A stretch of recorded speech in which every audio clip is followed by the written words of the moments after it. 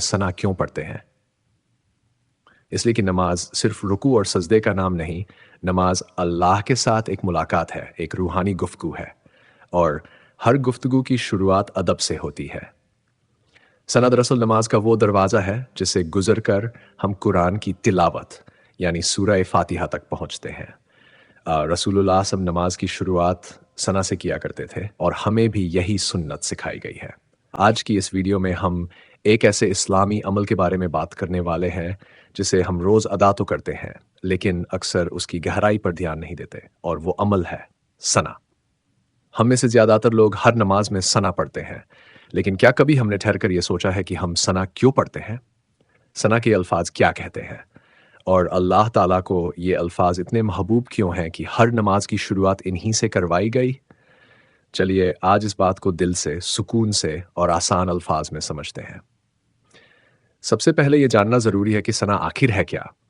जब हम नमाज में अल्लाहू अकबर कहकर तकबीर तहरीमा बांधते हैं, उसके फ़ौरन बाद जो दुआ हम पढ़ते हैं, उसी दुआ को सना कहा जाता है। सना के अल्फाज हैं सुबहानक अल्लाहुम्मा व बिहम्दिका व तबारकस्मुका व ताला जद्दुका वला इलाहा गैरुक।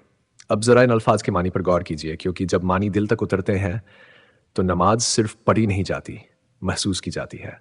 सना का मतलब है ए अल्लाह, तू हर ऐब से पाक है, मैं तेरी हम्द करता हूँ, तेरा नाम बरकतों से भरा हुआ है, तेरी शान हर चीज़ से बुलंद है और तेरे सिवा कोई इबादत के लायक नहीं। ये अल्फाज सिर्फ अल्फाज नहीं है, बल्कि ये अल्लाह की अज़मत, पाकीज़गी और उसकी वहदानियत का ऐलान है। अब आइए सना के फ़ायदों पर थोड़ी देर ठहरते हैं।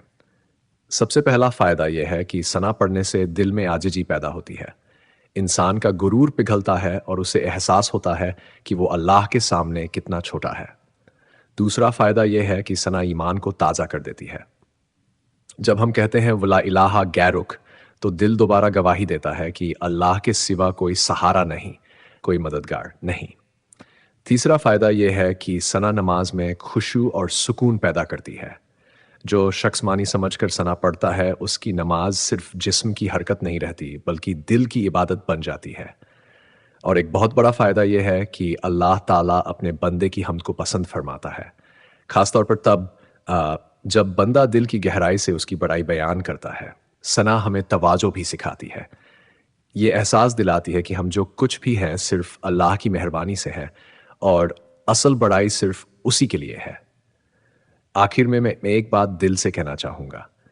हम में से बहुत से लोग सना को जल्दी जल्दी पढ़ लेते हैं या सिर्फ आदत के तौर पर, लेकिन अगर हम दिन में सिर्फ एक नमाज में भी सना को उसके मानी के साथ पढ़ लें तो हमारी नमाज का लुत्फ बदल जाएगा और अल्लाह से हमारा रिश्ता पहले से कहीं ज़्यादा मजबूत हो जाएगा। अल्लाह ताला हमें सना को समझकर पढ़ने की तौफीक अता फरमाए और हमारी नमाजों को अपनी बारगाह में कबूल फरमाए। आमीन। अगर आपको ये वीडियो दिल को छूने वाली लगी हो तो इसे लाइक कीजिए, अपने अजीज़ों के साथ शेयर कीजिए